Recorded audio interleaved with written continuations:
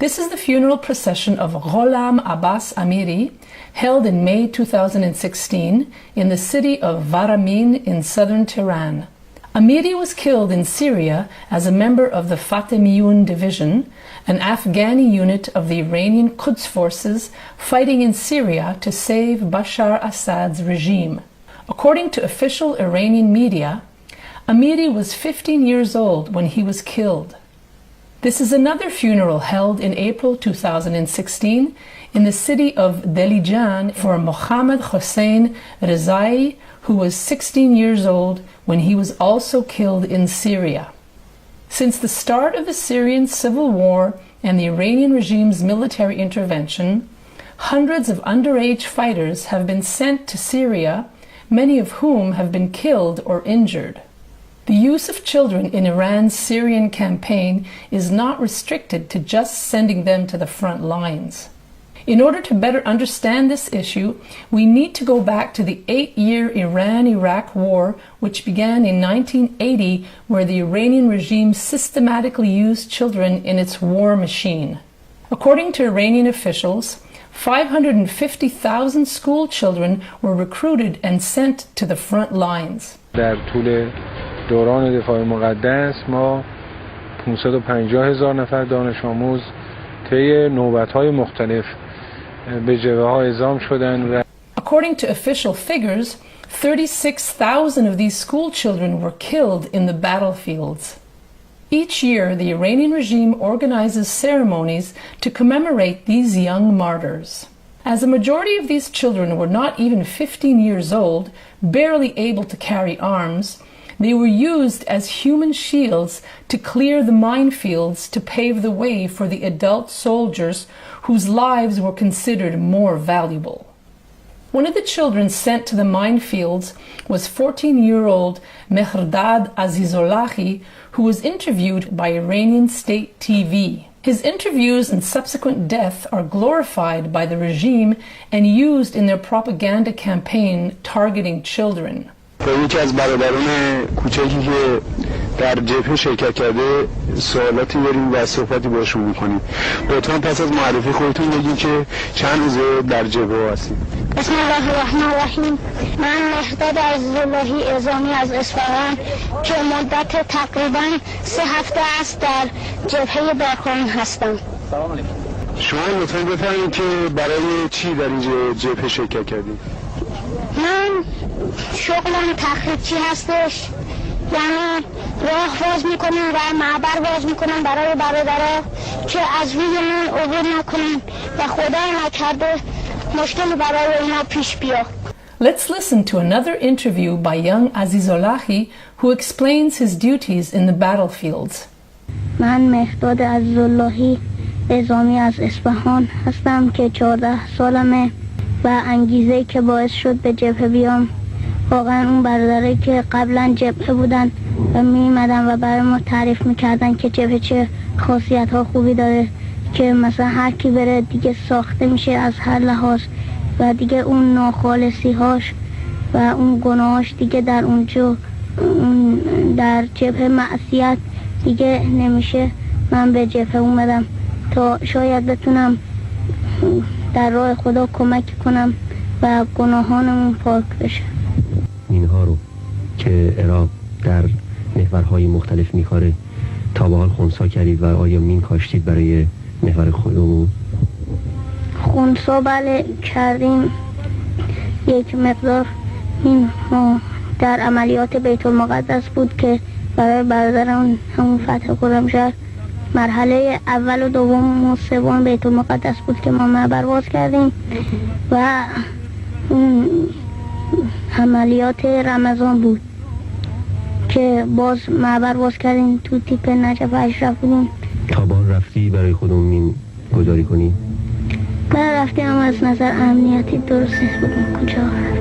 During the Iran-Iraq war, hundreds of children became prisoners of war in Iraq. This is a French TV report of the Ramadi prisoner camp in Iraq, which included underage Iranian prisoners of war.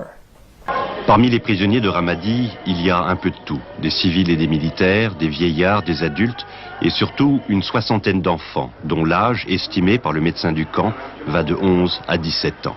The war with Iraq and the popular mobilization of troops created a favorable environment, helping the Iranian regime carry out its brutal domestic repression, eradicating all forms of political and civil opposition.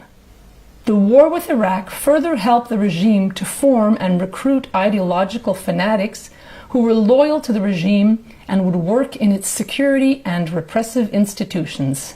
This is why Ayatollah Khomeini, the founder of the Islamic Republic of Iran, regarded the war as a divine gift, refusing peace deals to cease the carnage.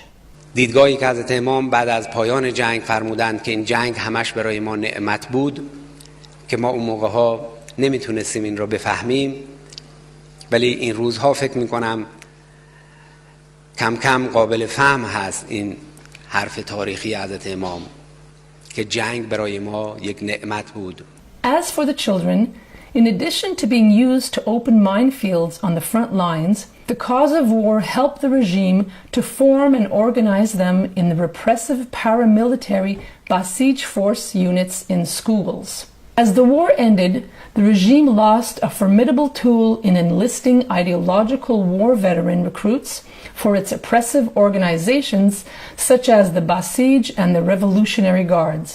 To compensate for the void, the Iranian regime needed to come up with a new way of inspiring the next generation to their cause. Hence, it created a new campaign called Caravans of Light Tours.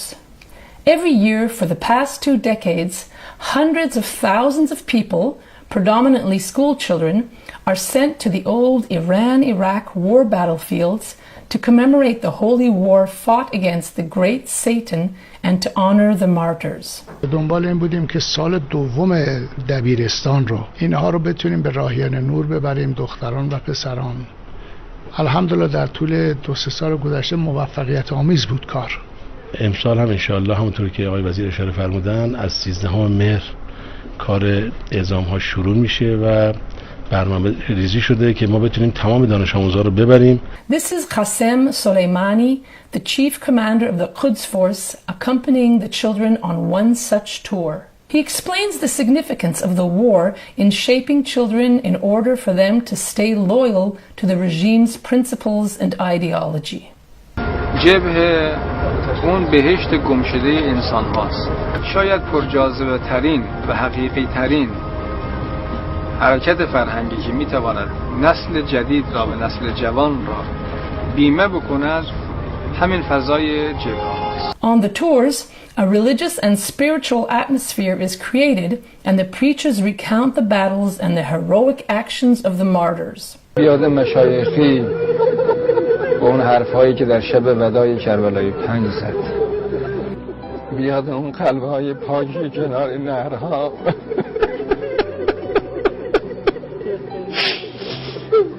به عشق امام حسین. چه کرده دشمن، چه کرده با تو فاطمه جان، شهدا شرمنده ای، شهدا شرمنده ای. The preachers tell the young visitors that the war with Iraq was part of a greater battle against global arrogance led by the US and Zionists, a fight that continues to this day. The visitors are told that the martyrs are alive and watching them and asking them to join the holy war against the US and its proxies. This is how the regime uses the war and martyrdom as a tool to shape and recruit children. بوی شهدا اینجا حس میشه. اونجا چه حسی داشتی؟ اونجا حس خیلی خوبی داشتم. حس خیلی خوب یعنی چی؟ بله. حس خیلی خوب یعنی نفس شهدا تازه میاد، نفس آدمو تازه به شهدا میرسه. آدما میتونن شهدا رو لمس کنن. Since early 2016, The Iranian regime has intensified its large-scale campaign of generating public support for its military intervention in Syria to invigorate its ideological base and to find new recruits for its war machine and its security and intelligence organizations. In this campaign, the families and especially the children of the Revolutionary Guards killed in Syria play a vital role. The families of those killed are received by the supreme leader with the meetings being broadcast on national television.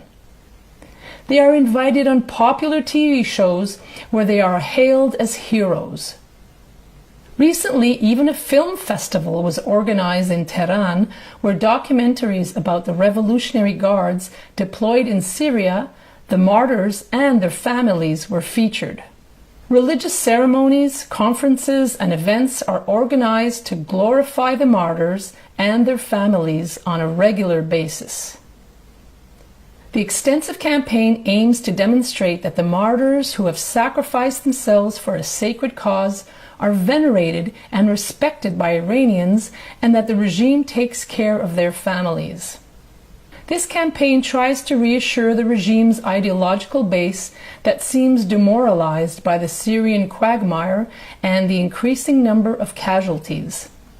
The campaign further attempts to create an ideological and emotional connection between the public and the Revolutionary Guards killed in Syria and their families. A series of documentaries featuring the wives of the martyrs are aired on TV in which they describe their relationship with their husbands, how much they loved each other, and how their husbands sacrificed all worldly pleasures and their families in order to fulfill their Islamic duties by enlisting to fight the enemies of Islam.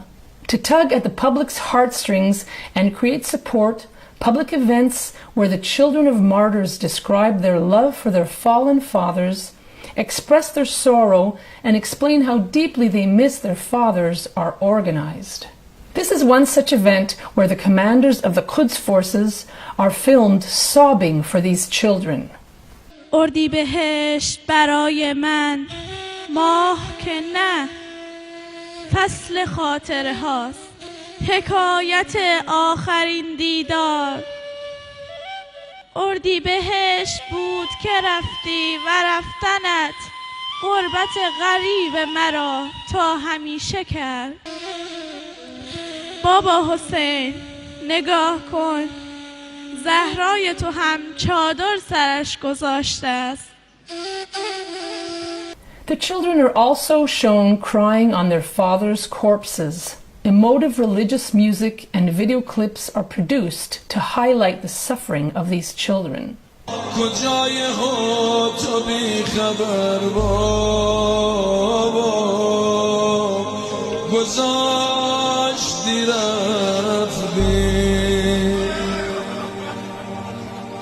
دیگه تموم گریه و زاری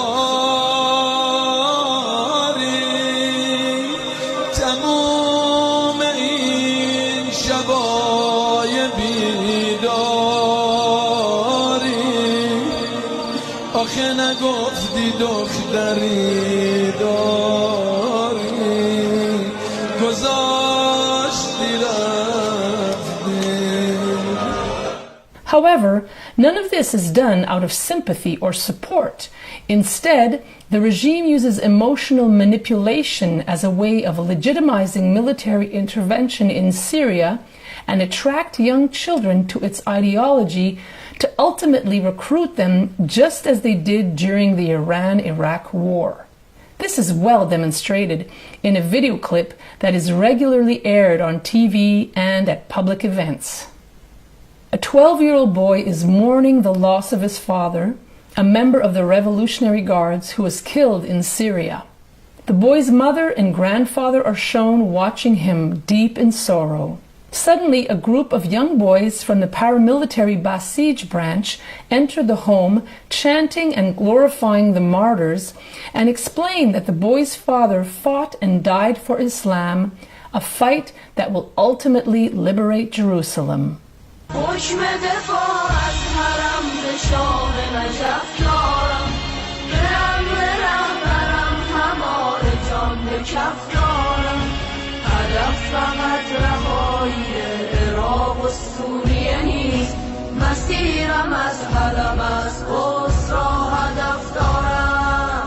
They also chant that the children of the fallen martyrs should join the sacred path of their fathers and become soldiers of Islam themselves. Consequently, the boy is convinced and joyfully joins the other children in their fight against the enemies of Islam.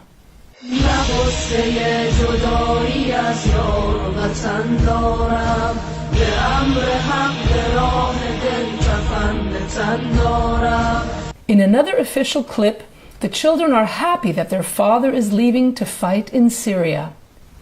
They are shown performing the religious tradition of holding the Quran while their father walks under it to bring them protection and throwing water behind them to wish them safe travels and return.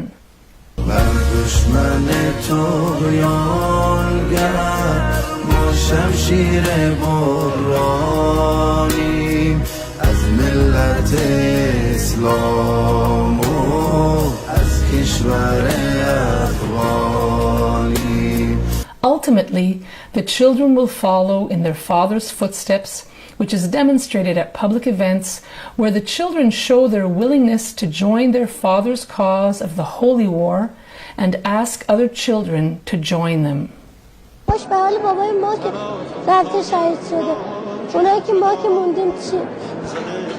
ما راه شهید علی زادکبر رو ادامه میدیم. من دوست دارم که خودم به شهادت برسم در راه امام حسین. یه خانمی دیگه به من گفتن که بچت رو باید به سختی بزرگ کنیم، ولی انقدر خدا رو شکر همسر من محمد مهدی رو خوب تربیت کرده بود که محمد مهدی هرگز از شهادت پدرش ناراحت نیست و بزرگترین آرزوش اینه که خودش هم شهید بشه، که اینو دوست دارم از زبان خودش بشنوید. بزرگ بشم، پاسدارشم شهید بشم. دوست داری کجا شهید بشی؟ گلانه زهرا. پدرتون وقتی که میخواست بره سوریه به شما چی گفت؟ گفتش من دارم میرم سوریه، جایی که باید برم. دوست داری که راه پدرت رو ادامه بدی؟ بله، تو وصیت‌نامه‌شون هم نوشته، گفته باید راه منو ادامه بدی. ما شیعه 12 امامی هستیم و باید به این امامامون احترام بزنیم، خیلی احترام باید بذاریم. یعنی انقدر اینا برای ما با ارزشن که ما حتی باید جونمون به خاطرشون بدیم، مثل بابای عزیزم که به خاطر حضرت زینب دفاع از حضرت زینب جون خودش داد.